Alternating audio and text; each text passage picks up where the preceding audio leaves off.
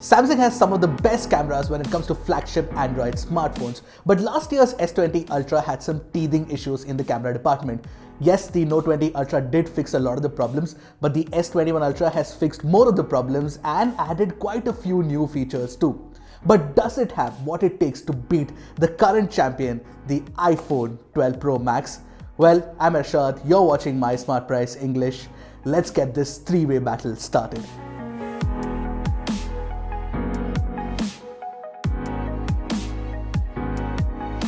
But if you're here for the very first time, don't forget to hit that red subscribe button and the bell icon right next to it to get notified whenever My Smart Price English puts out an awesome new tech video. The Samsung Galaxy S21 Ultra's new Samsung ISOCELL HM3 sensor definitely retrieves more details compared to the Note 20 Ultra and the iPhone 12 Pro Max. The 12 megapixel pixel bin shots are sharp across the board and completely obliterate the other two. Between the iPhone 12 Pro Max and the Note 20 Ultra, it is mostly a match. By the way, do you see how difficult it is to tell the difference between the three unless you actually pixel peep? Yup, that's where we are at right now with flagship camera performance. If you check the full res 108 megapixel shots on the Note 20 Ultra and the S21 Ultra, you will notice that the S21 Ultra's new sensor is sharper now. As for the dynamic range performance, honestly, there's very little to tell the three apart, but all we can tell is the S21 Ultra and the iPhone 12 Pro Max are almost on par when it comes to HDR. Hey, wait, that rhymed. But the S21 Ultra does a better job of multi-stack dynamic range processing compared to its predecessor, the Note 20 Ultra. However, my biggest concern is the excessive noise in the darker portions of the S21 Ultra image. There seems to be some processing issue which Samsung might have to fix in an update. Now, I can't believe I'm saying this, but Apple's algorithm now tends to boost colors to make pictures look poppy. You can see the Oso Orange Pixel 4 look pink in the iPhone 12 Pro Max, and the flower on the rear is a shade brighter than the representation by the Note 20 Ultra and the S21 Ultra. The best, most accurate colors are reproduced by the S21 Ultra here. The problem with the Note 20 Ultra is that it prefers cooler shades, making the green leaves look artificial. Having said that, in the second sample, the Samsung phones tend to get color accuracy wrong. It has turned the cream shade of the building red. The iPhone 12 Pro Max gets it spot on here. I'd say don't stress too much about this round of testing because the colors can actually be fixed in post. By the way, I shot with the scene optimizer off on the Samsung phones. I really don't like being encumbered by artificial intelligence doing the work for me. Now, close-ups are really funny business on Samsung phones. Now, with these massive 108 megapixel sensors with attached wide aperture lenses, you have a very narrow focal plane. Hence, you can see the outer edges on the flowers in the shot more blurred. More evidently on the Note 20 Ultra than the S21 Ultra though. PS, the colors are unfortunately boosted again on the iPhone 12 Pro Max. Now, like I mentioned in my review, you have a new focus enhancer mode on the S21 Ultra that switches to the 12 megapixel ultra wide angle camera to get a crisper shot up close. And you can see that here. Now, with the iPhone 12 Pro Max, the closest focusing distance is actually really far. I mean, it's really far. And if you want to get close, I'd suggest use the 2.5x telephoto camera. That's how I managed this shot. Now, with the Note 20 Ultra, I used the telephoto again.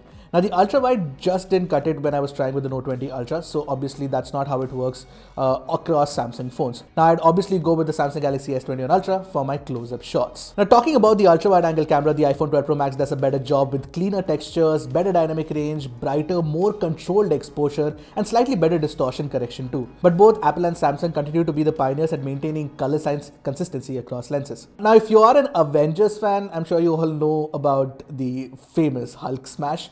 Well, when it comes to telephoto cameras, the S21 Ultra performs a Hulk smash on the iPhone 12 Pro Max. At 1x, all the pictures look unassumingly similar. Move to 3x on the Samsungs and 2.5x on the iPhone 12 Pro Max, and you immediately start noticing the differences. At 10x, the differences are night and day, and you can see the difference very clearly between all the shots. Now, the iPhone 12 Pro Max can't do more than 12x digital zoom, so its journey ends here. However, up until 30x, you can expect some sort of hybrid zoom on the Samsungs.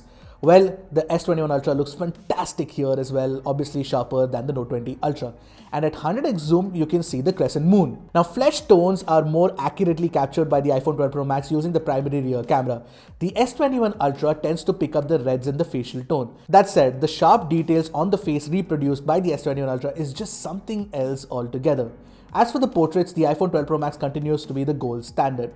The iPhone uses 2.5x zoom to close in on the subject and capture the natural dimensions of the face instead of making it narrower. For some odd reason, the Samsung's cropped 2x into the subject using the main camera, making the subject look soft and the details look soft as well. Now, the end result of the comparison is a crisper, more accurate portrait shot with an excellent edge detection on the iPhone 12 Pro Max. Now, if it is any consolation, the S21 Ultra is definitely better than the Note 20 Ultra. Now, the S21 Ultra can also do low light portraits now, but it definitely looks better on the iPhone 12 Pro Max with a sharper focus and better edge detection too. The Note 20 Ultra cannot do live focus in low light. Fun fact, Samsung doesn't call the portrait mode live focus anymore in the app. So in the S21 Ultra, it's called the portrait mode. Now, I like the fact that the S21 Ultra takes more natural looking facial tones now and doesn't expose any portion of the face when it comes to selfies like the Note 20 Ultra does to my nose. But the iPhone 12 Pro Max offers the most accurate sweater color here. Against the light, the Samsungs offer slightly better control over the highlights on the rear. And the S21 Ultra looks the best with the most natural facial tones. Now, I'm glad that Samsung has worked a lot on the selfies and doesn't just throw brighter looking faces at you anymore. And the low light night mode selfies are the sharpest on the S21 Ultra again. Now, after that, I like the iPhone 12 Pro Max. The Note 20 Ultra definitely falls short here.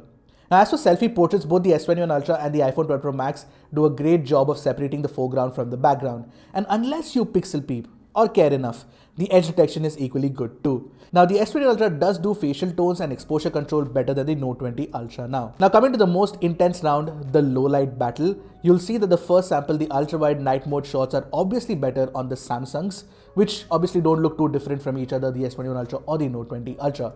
But the tide turns in favor of the iPhone 12 Pro Max when it comes to the rear camera. Firstly, the color temperature is spot on. It was actually this warm and not as cool as the Samsungs have made it to look like. Secondly, you get better, sharper details. You can read the dates on the calendar on the rear, including Vivo's name as well. iPhone definitely does details better. Now, what happens over here is that the iPhone tends to keep the noise in favor of details, whereas Samsung tends to smudge noise with image correction. However, telephoto low light shots are crisper on the Samsung Galaxy S21 Ultra, but it does create splotchy artifacting, which is visible at close crop. The same is not true for the iPhone 12 Pro Max, which does have a lot of noise but no heavy digital compression. So overall, when it comes to low light photos, my pick is the iPhone 12 Pro Max. Now, low light flash performance again is the best on the iPhone 12 Pro Max, followed by the Galaxy S21 Ultra, which has considerably improved from the Note 20 Ultra. Now, the S21 Ultra can also shoot 8K videos at 24 FPS, which is definitely a big advantage. But when it comes to the actual quality of 4K 60 FPS videos, which is generally how people are going to be shooting it, not only does the iPhone 12 Pro Max offer better dynamic range with Dolby Vision support, but it also offers better details, colors, and sound recording as well. Now, don't get me wrong, the Galaxy S21 Ultra is great, in fact better than the Note 20 Ultra, but it is the iPhone 12 Pro Max that continues to be the leader when it comes to shooting videos. But the grain that you see in the shadows is definitely a letdown despite the better focusing chops compared to the Note 20 Ultra. Now, if you like shooting videos in low light, once again, the iPhone 12 Pro Max is the one to go for. When it comes to shooting with the ultra wide angle camera, the S21 Ultra is no match for the iPhone 12 Pro Max. Yes, the S21 Ultra can now do 4K 60 FPS compared to only 4K 30 FPS on the Note 20 Ultra, but the quality is not great. Now, all the phones can also shoot in 4K 60 FPS using the front camera. In fact, the iPhone 12 Pro Max can even shoot in Dolby Vision. Clearly, from the footage, you can tell how superior the iPhone 12 Pro Max's video looks. And you even have control over the exposure levels to ensure that the face doesn't look blown out. That is really, really well done. Now, there was very heavy wind blowing while I was testing these phones, and for some odd reason, the iPhone 12 Pro Max's mics just couldn't keep up. But it is generally better otherwise. So, you know what, take this with a pinch of salt. The stabilization looks like, how's the sound recording? It's sun right now, and now I'll be shooting against it. It's directly falling on my face right now, and now I'm against it. So take a look at the dynamic range performance. Now, for the final round, let's take a look at the camera app, and the camera app continues to be threadbare and disjointed on the iPhones. Now, there are many features nestled inside the main settings app of the phone. However, some people prefer this point and shoot simplicity and don't want to deal with all the mess of features. And they could find the Samsung app pretty daunting. But for the kind of extra features that you get within the app itself, I'd say that the detailed app is definitely a better option. I like the new modes as well. The focus enhancer mode is great. The director view mode is not a bad addition either. Now on the S21 Ultra, you also have video shooting modes pulled out of the main menu, so you can switch between 4K or 8K on the fly. And the night mode and portrait night mode triggers automatically when you're shooting in the dark as well. Overall, the S21 Ultra's improved camera app is definitely my pick.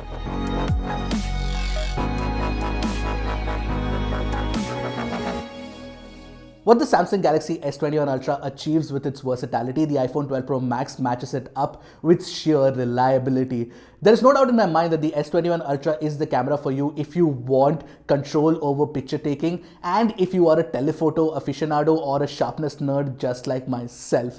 But if you want a more reliable camera for shooting human portraits and if you want something for videography and low light performance, then the iPhone 12 Pro Max is the way to go. And as you could tell from the pictures, the battle is now entirely neck to neck, and to conclusively crown one phone as the winner would be doing injustice to the other one for sure. But if you were to hold me at gunpoint and ask me which is my favorite camera smartphone of these two, I'd go with the Samsung Galaxy S21 Ultra only because it can do a few things extra. For example, of course, the fact that it can do telephoto way better than the iPhone 12 Pro Max, and of course the fact that you also get very high resolution 108 megapixel capture option as well on the S21 Ultra. Having said that, I'd understand why somebody would go for the iPhone 12 Pro Max for its phenomenal video taking abilities and of course also the excellent ProRAW mode. Now as for the Note 20 Ultra, unfortunately, in many scenarios, the Samsung Galaxy S21 Ultra beats it and, of course, provides better results. But yes, sometimes the Note 20 Ultra does come out on top when you look at, the darker portions of the image where the noise control seems to be better. But overall, the S21 Ultra is definitely better, making it feel like the Note 20 Ultra might feel outdated already. But having said that, it's not a bad camera by any stretch of the imagination. So if you already own a Note 20 Ultra, don't feel bad about that for sure. So which one of these cameras is your favorite? Do let me know in the comment section below. Until next time, this is Aishar from My Smart Price English signing off. Goodbye and Godspeed, my friends.